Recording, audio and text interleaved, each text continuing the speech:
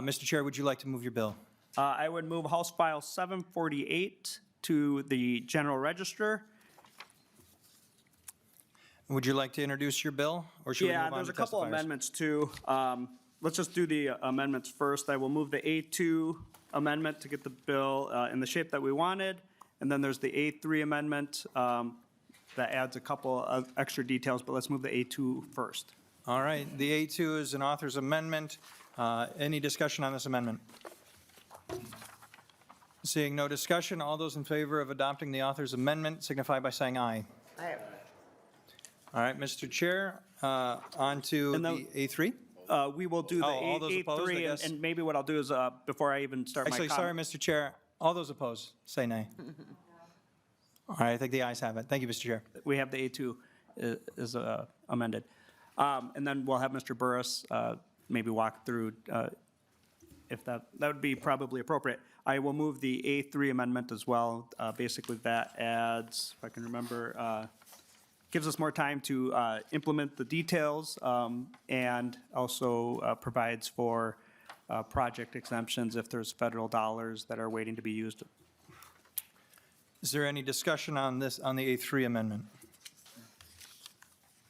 Seeing none, all those in favor of adopting the amendment signify by saying aye. Aye. And now all opposed, say nay. All right, the amendment is adopted. Mr. Chair? On to the bill, Mr. Chair. Thank you.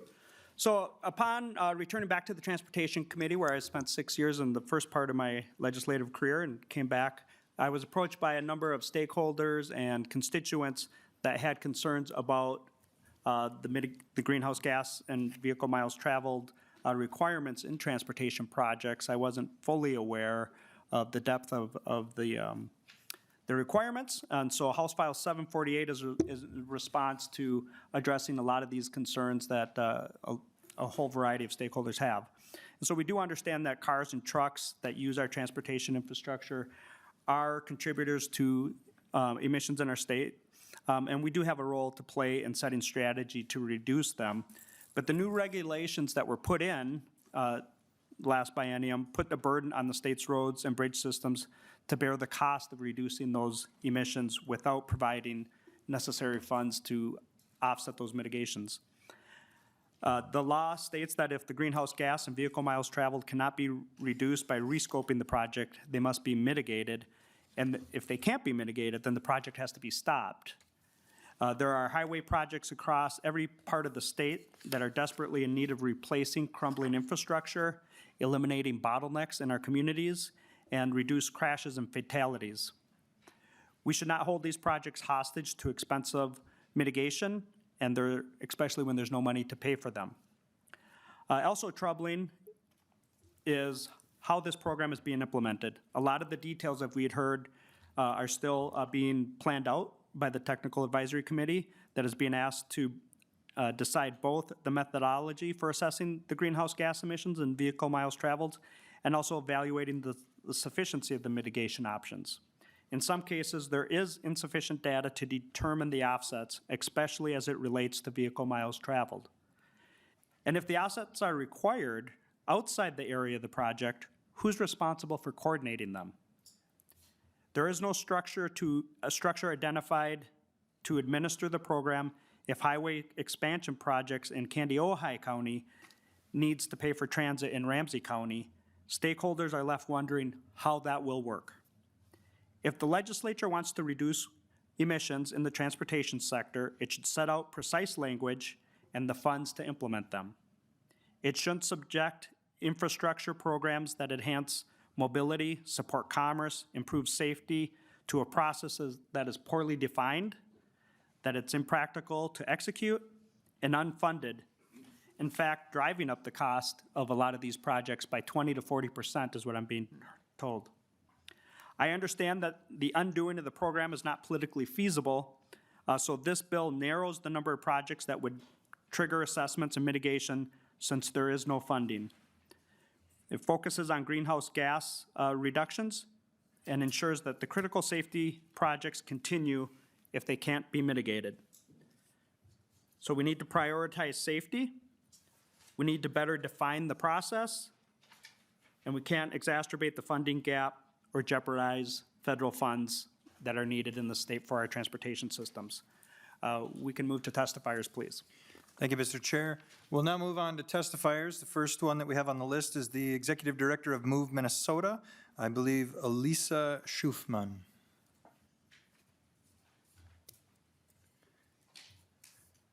Thank you for being here today. Would you please state your name for the record and proceed with your testimony? And Mr. Chair, I would queue up the other testifiers to Roger. come so we can. Next on the testimony will be Barb Weckman-Brecky, the Scott County Commissioner. Thank you, Representative Olson, Chair Kosnick, members of the committee. My name is Alyssa Schuffman. I'm the Interim Executive Director at Move Minnesota Action. In 2015, I was bicycling when I was T-boned by the driver of an SUV who ran a red light on Highway 51 in St. Paul, also known as Snelling Avenue.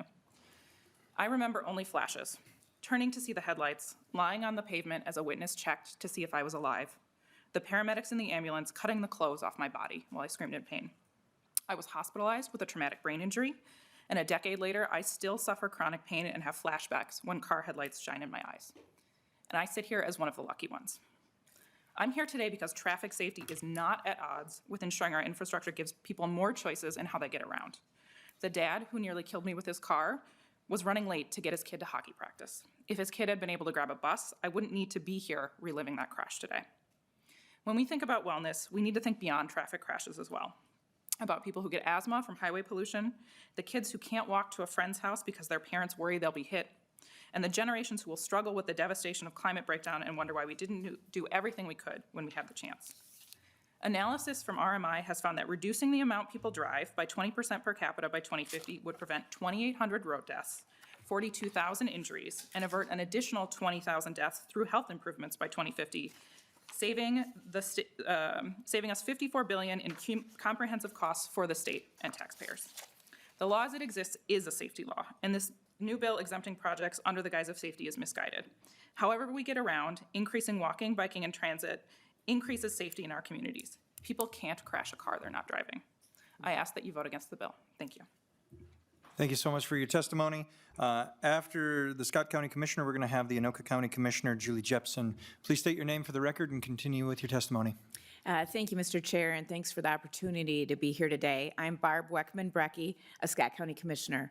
Today I'm representing not only Scott County, but also the Minnesota Intercounty Association and the Association of Minnesota Counties. Though I will use Scott County examples today in my testimony, we can find similar examples across the state of Minnesota. Thanks to Representative Tabke for preparing for my examples today. Scott County is a growing county with communities expected to see population increases by 2050 ranging from 43% to 116%. We know we need to be mindful as we plan for this growth, especially when it comes to mitigating the impacts of climate change. We share and respect the concerns that sparked this legislation. However, we are concerned that the cost of implementing the new greenhouse gas and vehicle miles traveled assessments and mitigation requirements will stifle critically needed highway safety and capacity improvements. Our concerns have heightened as the Technical Advisory Committee begins to work out the details for the program's implementation and defines how to measure greenhouse gas and vehicle miles traveled and the impacts and the alternatives and costs to offset them. When the TAC reviewed an in-progress interchange in Scott County in Jordan, Minnesota, and modeled the impacts and mitigation, the results were extremely concerning. While greenhouse gases are expected to decrease once the stoplights are removed and the project is completed, and thousands of vehicles, many of which are semis and heavy-duty trucks, no longer need to stop, idle, and rev back up, the induced demand model estimates that vehicle miles traveled through the project area will increase over the next 20 years due to the increased traffic flow. This is somewhat expected due to growth, but the MnDOT model shows a net increase in greenhouse gas emissions over the existing congested conditions. The TAC metrics estimate that to offset the increase in emissions, the county would need to build 68 miles of bike trails, a mitigation effort that is estimated to cost $34 million. Another option would be 225 miles of sidewalk at a cost of $22.5 million. That's almost 40% of the cost of the entire project. To add context to this specific example, this project is building 1.28 miles of new trail around the interchange, as well as an underpass that will allow residents of a manufactured home community to access local schools and shopping. This expensive piece of infrastructure is much more likely to contribute to greenhouse gas reduction than just building the trails. And we really are moving people much better than we used to. Even in my duration as an elected official, we are moving people much better. In our growing areas, what we're really trying to prevent is the conflict between the semis, all of the freight hauling the goods and services, goods, not services, in and out of the Twin City Metro. This is very personal to me. Just 2 weeks ago, I was on the phone with my aunt, and she says, I gotta go. It looks like Matt and Claire were in an accident. I'm like, oh my gosh. And later I find out it was at this intersection. There's very few of us in the area who have not had family members in accidents at this intersection because of the heavy freight traffic through there. So we are moving people, we are doing better. And even though we need to continue, we want that to be thoughtful, and we need it to work for all of us. So now I went off script. The engineers are looking at me. The interchange project I mentioned and described begs another question. Why do increases in vehicle miles traveled need to be mitigated in addition to the greenhouse gases? The VMT measure already calculates GHG emission increases which require the mitigation. We feel like this creates a double hit and is something we should look at and analyze further. In addition to VMT mitigation being virtually impossible in a growing county, there is no established way to reduce VMT at a project level. This could essentially stop any trunk highway project that reduces congestion and improves safety. For this reason, we appreciate that the proposal before you removes vehicle miles traveled from being assessed. And we'd also like to share support for removing interchanges from the GHG requirements altogether. We have an aging infrastructure in our county and many other counties that need to be replaced, maybe not even expanded, but just replaced. So we thank Representative Kosnick for bringing this bill forward and look forward to working with all of you on this committee to address climate change in ways that enhance mobility, safety, and transportation options without adding exorbitant costs to a system that is already underfunded. We really want to work with you to find the right solution and make sure we can properly fund the solution. Thank you. Thank you so much, Commissioner. After the next commissioner, we'll have Joe McPherson, who's the Anoka County engineer, speak. And I'd like to remind testifiers to be efficient and brief with your time. Thank you, Mr. Chair, and members of the committee. Thank you for inviting us here today. My name is Julie Jepson. I'm an Anoka County Commissioner representing the great cities of Blaine and Spring Lake Park. In 2017, MnDOT conducted its every 5-year study on the most dangerous and deadly intersections in the 7-county metro. Findings from that study show that 5 of the 6 most dangerous and deadly intersections in the 7-county metro are on one road, one trunk highway, right in the middle of my district. This corridor has over 8 times more 911 calls than the state average. There's more than 35,000 vehicles that travel on this corridor daily, which equates to about the same number of vehicles as its neighbor to the east of 35W. If you could imagine for me a minute, driving on 35W with a stoplight every half mile to a mile. There are 3 things from the 2023 legislation that I'd like to highlight today. The first highlight must be my sincere gratitude, first and foremost. The 2023 Minnesota legislature, including many of you here today, invested in over $100 million for the first of 3 phases of essential improvements, grade-separated intersections, roundabouts, safe bike lanes, and much more along this corridor that I just spoke about. This pivotal investment pushed us across the finish line for fully funding over $200 million. The first phase of Trunk Highway 65 improvements will begin next spring. So thank you, thank you, thank you. Second, the 2023 legislature created the Advisory Council of Traffic Safety. One of the representing entities, as outlined in state statute, is the Association of Minnesota Counties. AMC appointed me to represent the 87 counties on that advisory council in their role. I've spent the last 2 years learning the leading causes of crashes and what we can do as a collective system to change human behavior with the ultimate goal of towards 0 deaths. As you can imagine, there is a lot of work to be done considering that over 470 individuals died on Minnesota roads last year, and thus far, this year, there have been 29 deaths. I hope you agree with me, but one is one too many. The third and final thing that I'd like to highlight is the reason why we're here today.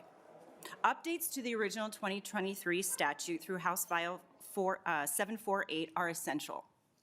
Growing communities like Anoka County, like Scott County, like Otter Tail County, like Blue Earth County, and St. Louis County cannot keep our community safe while simultaneously having one hand tied behind our backs with the requirements outlined in the original legislation.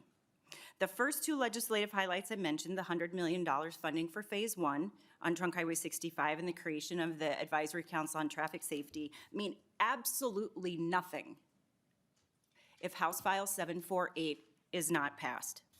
I cannot understand how it makes sense to make a massive investment on a trunk highway project while simultaneously creating legislation that requires mitigation, increasing the overall project cost 20 to 40%. And whose responsibility is that to secure that unfunded option? It's counties and cities. It's the local entity. And the only revenue source we have at our fingertips is property tax. Your constituents and my constituents. I also cannot understand how safety is a high priority while simultaneously and intentionally excluding safety as a consideration in the Trunk Highway Expansion Project. Other elected officials, state, county, and city engineers, public safety officers, and other experts in transportation have tried for 2 years to get this legislation reasonably updated. We all acknowledge and understand that greater efforts need to be made towards reducing greenhouse gas. We acknowledge and understand that this work is not simple, nor is it easy. We acknowledge and understand through House File 748, we can work towards reducing greenhouse gas emissions while also prioritizing safety of our constituents. Unfortunately, I had to make a last-minute correction, or addition to my testimony this afternoon. Yesterday at about 1:30 in the afternoon, there was yet another crash on Trunk Highway 65, north of the section that you funded in 2023, but included in the funding that Anoka County is requesting this session. A vehicle going northbound ran a light and struck another vehicle, resulting in, thankfully, a non-life-threatening injury to both the driver and a passenger, but there was a child in the car who was also uninjured as well. Future projects like the one yesterday future crashes, like the one yesterday will not exist. Guaranteed 100% will not exist if House File 748 goes through. Thank you. Thank you so much for your testimony. The next one after Mr. McPherson will be Zachary Johnson, the city engineer of the city of Lakeville. Mr. McPherson, would you please state your name for the record and begin your testimony? Yeah, thank you, Mr. Chair, members of the committee. My name is Joe McPherson. I'm the Chief Officer of Transportation and County Engineer for Anoka County. I know many of you from past testimonies on this bill. I'm here on behalf of the Minnesota County Engineers Association, as well as just a rep for our local area in Anoka County and our partners at the city and MnDOT, who are actively looking at projects right now on our trunk highway system to improve safety, mobility, reduce congestion, and there's a lot of different elements that we look at on these highway improvement projects. So with that said, I do want to acknowledge the work that's been done over the last couple of years. Representative Kraft has been willing to listen to us on modifications to the bill, both in 23 and 24, and then also to our partners at MnDOT who have been spearheading the working group that took place in late 23 to early 24, and then now the TAC, or the Technical Advisory Committee, is underway looking at different elements to this, what is the assessment process, and all of that. And that's a lot of work, and there's a long ways to go. You heard earlier about the different assessment tools. They did run evaluations on a couple spot projects, and so in your handout today, you guys have a one-pager that looks like this. Not only was that Scott County project on Trunk Highway 169 and Highway 282 looked at, but we also had another TAC member, Lyndon Robgent, who unfortunately couldn't make it today but wanted to be here, and I wanted to express that. He also looked at his active Highway 5 project to take a look at that, run the evaluation, and see what those numbers would be. And you can see that staggering number. It's approximately 33%, 35% of the project cost in additional offsets, depending on which ones you choose. So these are real numbers that we're up against. And as a practitioner in this arena, we weigh and measure and balance a lot of different interests from the community. When you hear about complete streets, when you hear about trunk highway projects versus local projects, we always look at, there's a ton of attributes that we look at. It's safety. How does it impact the community? How does access work? What are the health benefits to the community? Are businesses able to thrive? Are we able to get people to and from in an efficient manner? And so all those things play a part in that. And so with that, I wanted to talk a little bit about the bill that's before you and the amendments that were put together.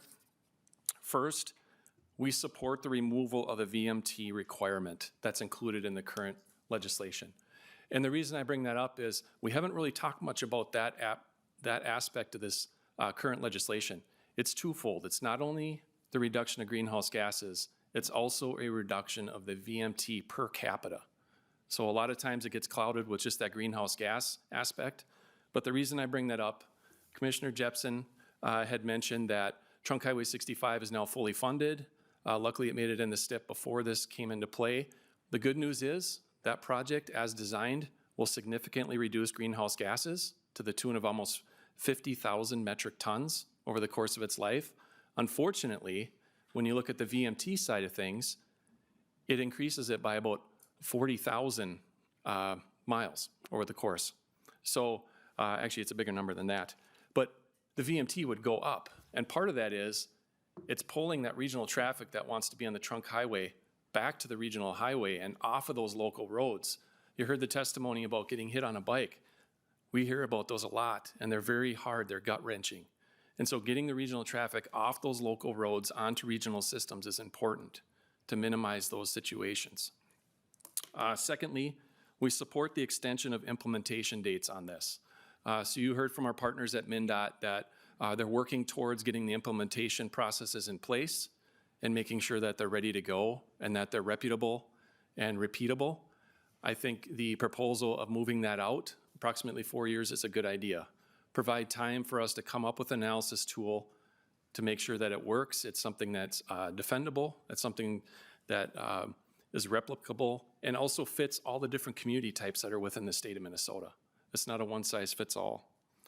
And lastly here, supportive of the safety exemptions. We don't want to pit different goals around the state against each other. But as Commissioner Jepsen had mentioned, it's very important that we don't lose sight of the safety impacts. I know right now we're working with Representative Cagle. She has a corridor just outside her front door where a number of pedestrians have died over the last 5 to 6 years, almost 10. So that is something that's very serious. Likely some of the solutions to that is a grade separation.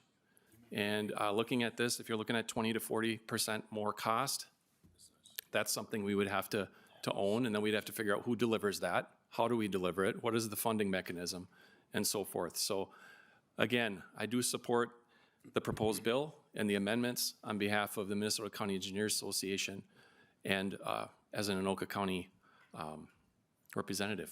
Thank you. Thank you, sir, for your testimony. I think that that sheet has 21 different organizations that are listed on it in endorsing that, so I appreciate you providing that to us. The next one will be Zachary Johnson with Margaret Donahoe as the Minnesota Transportation Alliance will be on deck. Please state your name for the record and proceed with your testimony. Mr. Chair, I didn't know it was Lakeville Day. I didn't know our city engineer was going to be here, but I'm proud to have him here with us. Good morning, Chair. My name is Zach Johnson, Lakeville City Engineer. This afternoon, I'm speaking on behalf of the City Engineers Association of Minnesota. With respect to your time and consideration, we share a lot of the ideas and opinions of the organizations you referenced in that letter, and as County Engineer McPherson just shared. So I may try to be brief in some of my comments here in an effort to keep things moving today. But on behalf of the city engineers, we too want to share our support for House File 748. We'd like to highlight a few elements of the bill. One, as you heard today, is the elimination of the vehicle miles traveled assessment at mitigation. It's a difficult tool to measure and quantify, and it's difficult to understand its reliability in selecting and prioritizing and programming capital improvement projects. Therefore, it's really difficult to include those as a tool. Number two, it reflects true project costs. The cost of offsetting greenhouse gases is expensive. You've heard that today. Mitigation options have a capital cost through the production of materials, the transportation of materials, and the installation of those materials. And they subsequently are an asset with operation and maintenance costs. And although in some instances the maintenance becomes the responsibility of property owners, in instances such as snow and ice removal from sidewalks, it does become a cost that cities have to account for. The greenhouse gases exist, and they do, whether the interchanges are constructed or not, and those mitigation measures have merit on their own. The third is it allows cities to deliver necessary safety improvements and critical transportation infrastructure without added costs or delays. Cities have existing interchanges that are aging and insufficient in design and capacity, which contributes to significant congestion, which we've heard today, and it also in need of safety improvements as evidenced by crash rates.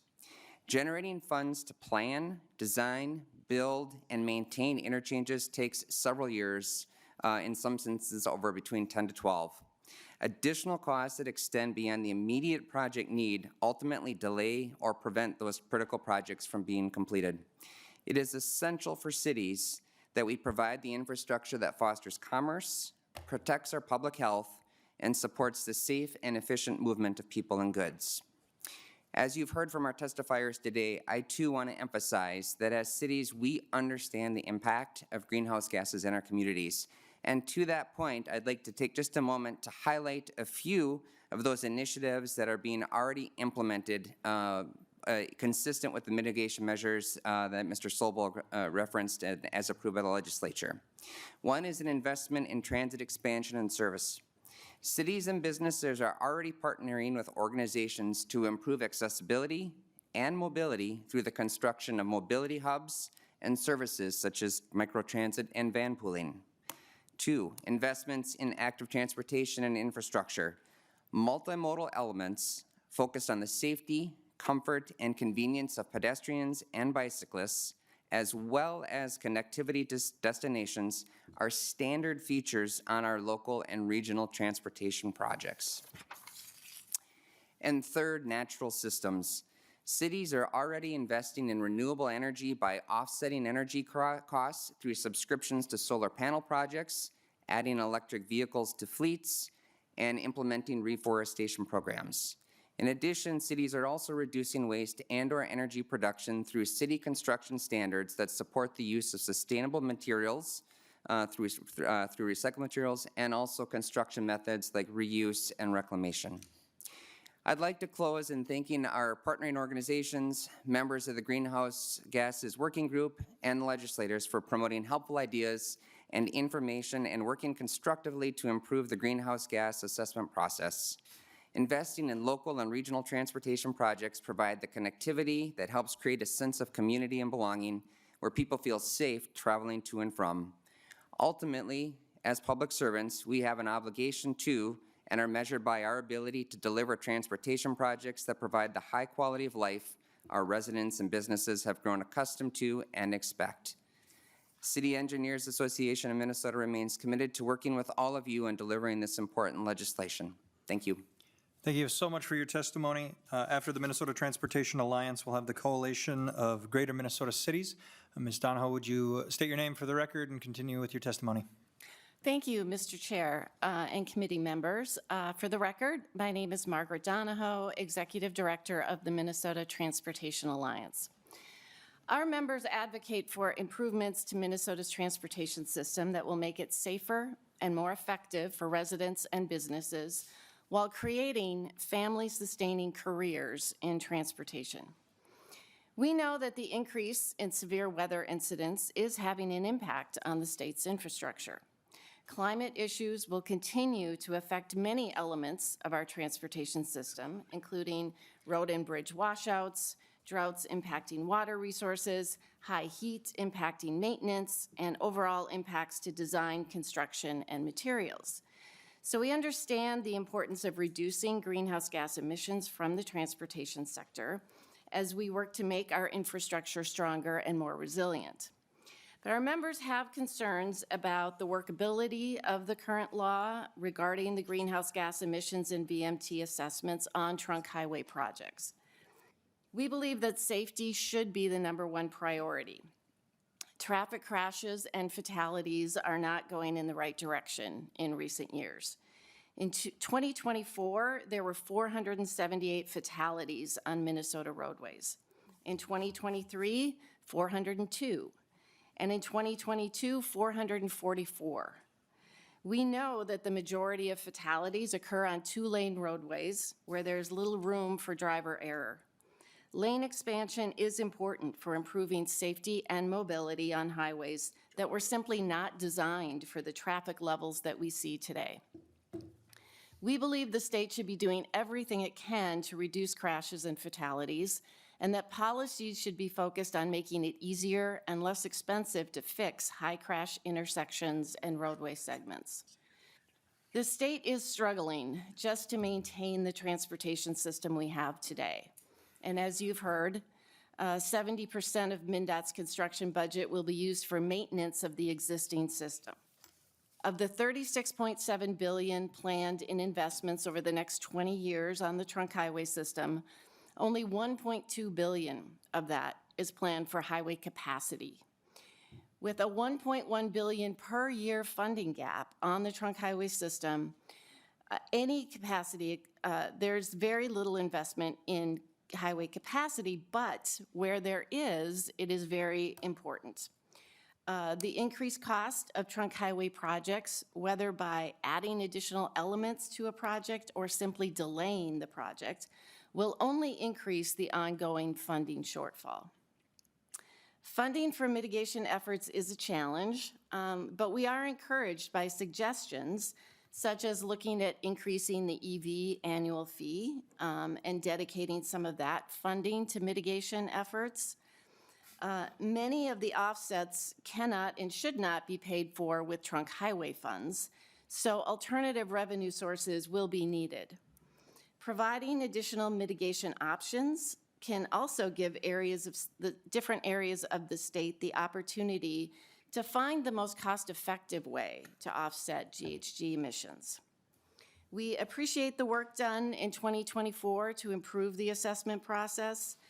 As the Technical Advisory Committee develops the methodology to measure and offset highway impacts, we want to work with you to make the process more workable so that the state can both improve safety on our highways and reduce greenhouse gas emissions. Thank you. Thank you so much for your testimony. Mr. Lee, would you please state your name for the record and begin your testimony? Thank you, Chair Olson and Chair Kosnick. My name is Darren Lee with Flaherty and Hood here on behalf of the Coalition of Greater Minnesota Cities today. The CGMC is a nonprofit, nonpartisan advocacy organization representing more than 100 cities outside of the metropolitan area. Thank you for the opportunity to testify in support of House File 748, which makes revisions to the Transportation Greenhouse Gas Impact Assessment legislation passed in 2023 and that just went into effect in February. So we became involved in this issue 2 years ago when this impact assessment legislation was first proposed.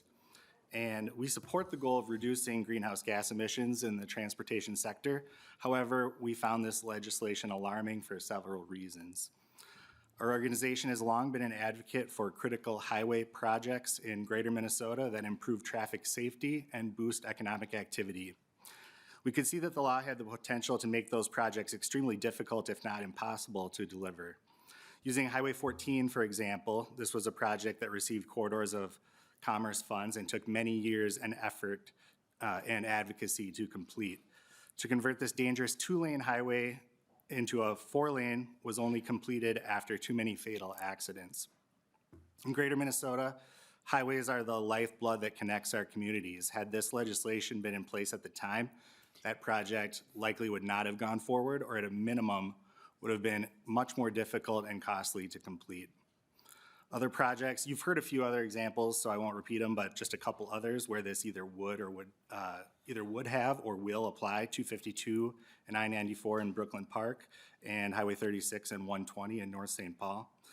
You heard about the example in Jordan, and then Highway 5 in Victoria. Just to add some context, the 127 miles of bike paths, that would be like the Gateway Trail from St. Paul to Stillwater is 18 miles. That'd be 7 more Gateway Trails to Stillwater. So, where are we going to put all this infrastructure, and is it wanted, is it needed? It's become increasingly clear as I've attended the working group and now the technical advisory committee meetings that the law creates complexity that is impractical to administer.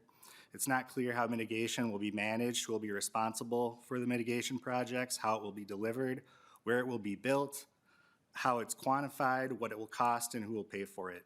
And many of those mitigation options are not effective in Greater Minnesota. With no state funding currently available for mitigation, our fear is that projects will be halted as provided in the statute. Mitigation-focused projects such as increased transit and bike paths the law envisions will likewise not move forward because neither will be built. So once again, we support efforts to reduce greenhouse gas emissions in the transportation sector, but the statute is flawed, and what is needed is a balanced approach to transportation that brings down greenhouse gases, emissions, protects the environment, meets the needs of all Minnesotans, ensuring safety and economic growth. So thank you, Mr. Chair, for the opportunity to testify. Absolutely. Thank you, Mr. Lee. Seeing no further testifiers, let's begin our questions of member questions. First one on the list is Representative, soon-to-be co-chair Cagle. Mr. Chair, there might be some members from the public that are interested in speaking. All right, we have a testifier. Please state your name for the record and begin your testimony. My name is Peter Regenius. I'm Legislative Director for Sierra Club. I'd like to reaffirm the testimony provided by Alyssa Schuffman from Move Minnesota. It is a false choice to suggest that safety is at odds with greenhouse gas and VMT goals. I want to share the good news with this committee that there is a younger generation of engineers who understand that and are not intimidated by obeying this law. It's also false to suggest that our roads were being designed for safety up until the greenhouse gas VMT law passed. Many of our roads were being designed for speed and maximum vehicle throughput, often at the expense of safety. And we have the collision statistics to show that. The types of roadway design that most often increase safety are often identical to the designs that would help reduce emissions. The solution to any challenges of implementation described here is to give MnDOT the flexibility to invest dollars in the ways that make sense to them. I understand, and I said this last year, why folks might be reluctant to provide MnDOT with maximum flexibility over the use of trunk highway dollars, but the alternative can't be to give them no flexibility. It's not an accident that every example of alternatives provided today is being expressed in miles of bike trails. A small step in the right direction would be to allow trunk highway dollars to be used just for the capital costs of highway bus rapid transit projects on MnDOT highways, which would clearly meet the constitutional test of highway purpose. Earlier in my career, I worked on the epic quest to reconstruct 35W, incorporating bus rapid transit project from Minneapolis to Burnsville. And how long did it take? I recall Mayor Ryback and Governor Pawlenty discussing MnDOT's funding application with President Bush as they toured the wreckage of the 35W bridge in 2007. President Bush did approve that funding, but it shouldn't take nearly 20 years and a bridge collapse to build a BRT line. It did because of all the different funding streams that needed to be lined up. I submit that providing flexibility to MnDOT to obey the law is a better path than undoing it. Thank you, Mr. Chair. Thank you so much for your testimony, and thank you, Representative Kraft, for slowing me down a little bit. We'll move on to member questions as long as, oh, we're leaving, okay. So move on to member questions, soon to be co-chair Cagle. Question to you. Thank you, Mr. Chair. So I'm just kind of really confused by the amendments. You know, we're functionally taking out any positive outcomes that are related with the greenhouse gas mitigation program, but, and like stripping the fact that with this language, almost no projects would qualify for the greenhouse gas emission funding, but yet we're leaving all the administrative cost and burden on MnDOT. So that's something that's really confusing to me. I also just wanted to kind of talk about some of the stuff, you know, we really need to think bigger about our communities. I think this is really narrow-minded when we're saying that safety and cost is more important than a holistic, healthy environment. You know, we need to look at making every aspect of our lives better, not just making sure we can go 70 up 65 all the way to Ham Lake. And then I also, you know, every day we have deaths attributed to particulate matter in our air, which is, you know, pollution from cars. We had 90 deaths in Anoka County due to asthma. Let me see. And I was just looking at Anoka County. So here, and I know that Commissioner Jepson and I have had some conversations about some of the really hard cuts that the counties are going to have to face when it comes to Medicaid and Medicare. And so this is one of the things that I think we can actually do that will help that, because just in Anoka County itself, there was 90 deaths related to fine particulates. There was cardiopulmonary death rate, 63 in Anoka County, and that's just in 1 year. And then increased hospitalizations due to particulates in the air. And so I think, we really need to look at that aspect too, is that this is not only gonna help mitigate, but it's also going to cut costs for the county when they don't have to pay for all those medical costs. And then it just kind of also makes me think that we don't want to do hard things. We supplied that we gave metro counties 26% of the TAA and 17% of the metro sales tax for transportation issues. So that was a huge increase to a lot of the counties. And so if this is something that, they're saying they can't do, maybe we redirect that money to MnDOT, because it sounds like they're prepared and willing to do the work. And so I just really want to, state that I want to live in Wakanda, not Mad Max area. And so that's my goal, is let's get us to Wakanda and not be fighting over water in Mad Max. So thank you. Thank you for the reference to Mad Max. Mr. Chair, any response? Well, I just remind the committee kind of a lot of the testimony, if we don't fix some of these intersections and do work on these projects, I come from a very large growing community. When we don't do these projects, on my way to work right on the interstate, you see cars sitting there idling, thousands of cars every day. By doing these projects, we allow more movement and less emissions. And, if you want to redirect some of the sales tax money to help build roads, I've got a bill for you. So I think it's important. Thank you, Mr. Chair. Next question is going to Representative Fogelman. Thank you, Mr. Chair. We've been hearing a lot about greenhouse gas emissions and vehicle miles traveled. I was wondering if you can explain how you measure those things and how it applies to a project, and hopefully it's not how they measure ridership on a train. Let's see, who would that would be a good question for the MnDOT GHG Impact Assessment Director, potentially, Chris Behrens. Mr. Behrens, and I think one of the county engineers that's been working on it probably has. Mr. McPherson, would that be your answer too?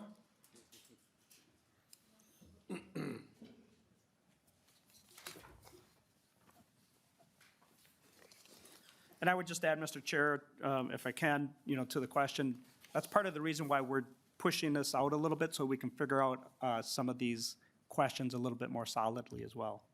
All right, so to the question, can we make it as quick as we possibly can? We're running out of time, so we'll start with MnDOT. Mr. Behrens, would you please answer? Chair, representatives, how we measure? Is that the question? How we measure is, we talked about this earlier, the existing methodologies that we have are the carbon emissions tool that we've been using for the last couple of years, and draw the analogy around crash modification factors. What's the best research say happens if you do X, Y, and Z? And then applying that methodology to estimate emissions reduction. And Mr. McPherson, can you answer that question quick? Yeah, Mr. Chair, Commissioners, or Representative. So in regards to that, he's correct. We have tools out there that measure the greenhouse gas. You can estimate based on the project, the future traffic volumes and that type of thing. Then you apply, like he said, like crash modification factors. It's similar with the carbon emission factors that you apply to the different types of traffic and traffic that rolls through there. So that's the way they measure it. And then from there, you got to come up with a way that you're going to mitigate that. Thank you, Mr. McPherson. Can you gentlemen please stay up there? I think we've got a number of questions for you. Next on the list, we're going to have Representative Joy, then Representative Jones, then Representative Murphy, then Representative Kraft. Unless you want to do Representative Kraft first? Perfect, then we'll do it that way. Representative Joy, do you have a question? Thank you, Mr. Chair. question I have is, MnDOT has an assessment which was supposed to be done February 1st, for the greenhouse gas. Is that done? Either one of you can take that, or whoever wants to take that. Mr. Behrens? Chair, representatives, yes, we had the Technical Advisory Committee added to this process starting in the fall. And so we have been having them meet every month. They are folks that have their own jobs, so we can't have them working on this every day. So, but they're the key group that the legislature had identified to shepherd this process. And they do have an assessment procedure drafted, and we will have that published this month. Follow-up? Yes, thank you. So it wasn't done February 1st. And our understanding is the assessment criteria must be used for every project going forward. So we're kind of delayed now because of it's going to be submitted, but it's not there yet, correct? Mr. Behrens? Chair, representatives, Commissioner Solberg touched upon this. We have done an audit of our projects. There was a delayed effect for this to go forward. The projects that are in the STIP currently, STIPs and TIP, currently are not subject, and we have none that are on the horizon right now that would be. As we noted, there is, as we estimate, between 3 to 6 projects on an annual basis that this impacts. Thank you. Next question, we have Representative Kraft. Thank you, Mr. Chair. So I think we need to take a little step back here. What we are talking about is systemic change, right? We need to reduce and eventually eliminate greenhouse gases from transportation. That means, as we heard before, electrifying and reducing VMT. You have to address the fuels you use and the amount you travel. You need to do both. We're not on track. So anytime you're making systemic change, the system fights back, whether it knows it or not. But here's how you know the system is fighting back.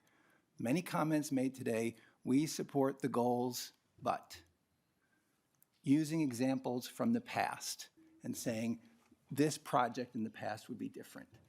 The point of this is the rethinking, is to look forward, and as we plan projects, to plan them in a way that actually is consistent with safety on the roads and safety for our kids and grandchildren and safety in terms of less people dying on our roads. We can do all of them, but it requires rethinking. So there's been a lot of discussion about vehicle miles traveled. So Chair Koznick, do you know what the benefits, other than climate perspective, are of reaching vehicle miles traveled goals? Vehicle miles traveled goals. Chair Koznick. Mr. Chair, I have watched the previous testimony when the bill was being introduced about 2 years ago, and there was less discussion about the mitigation efforts that are driving the cost 20 to 40% up, and more discussion to your answer to your question about the social cost of carbon and some things like that. So I am familiar with some of that.